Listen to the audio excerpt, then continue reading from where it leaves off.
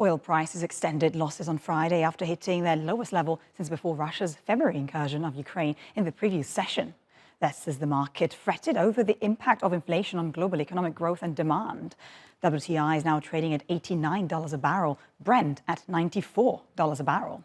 Some analysts think that commodities are starting to price in the possibility of a stagflation era, which would be an era characterized by low unemployment, but at the same time, high inflation.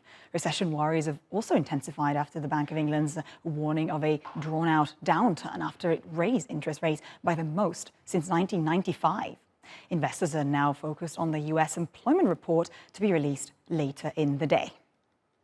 For more on this now, let's go to Danni Hewson, who is AJ Bell financial analyst in Huddersfield. Many thanks for joining us this morning. Danni, first of all, I can't remember really the last time I saw oil standing at $88, $89 a barrel at this point.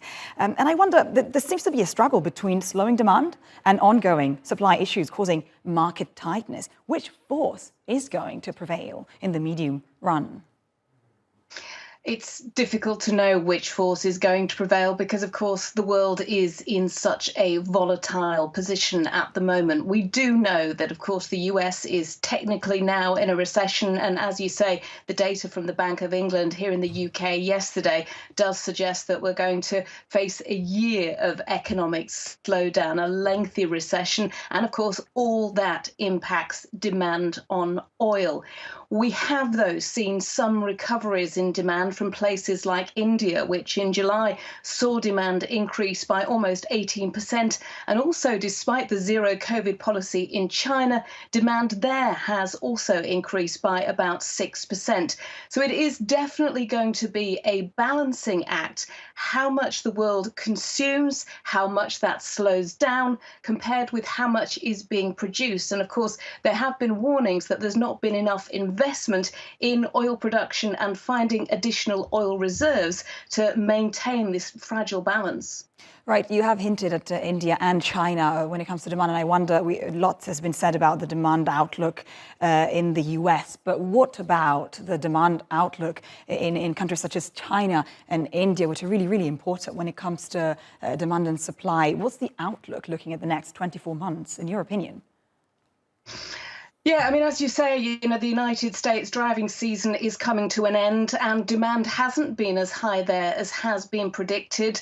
But India and China, although, economic growth, particularly in China, isn't expected to be as robust as we've got used to having it, only predicted, well, they're saying 5.5%.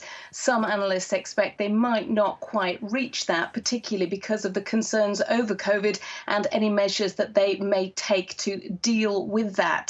Long term, though, certainly in terms of India, there was a prediction that by 2030, demand for oil there would rise by 50%. Now, that's a substantial increase. And we have seen that happening over the last few months, primarily, of course, because India consumers have been rather cushioned from inflated oil prices because both India and China have been buying Russian oil.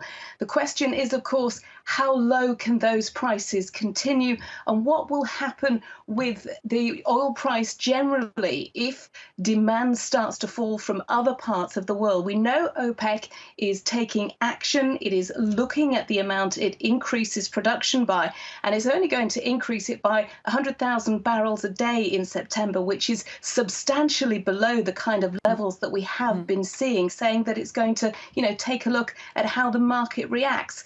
Well, how the market's reacted so far is that oil prices have come down. Interesting that India's increase. We'll certainly be monitoring that. Danni Hewson, many thanks for this update.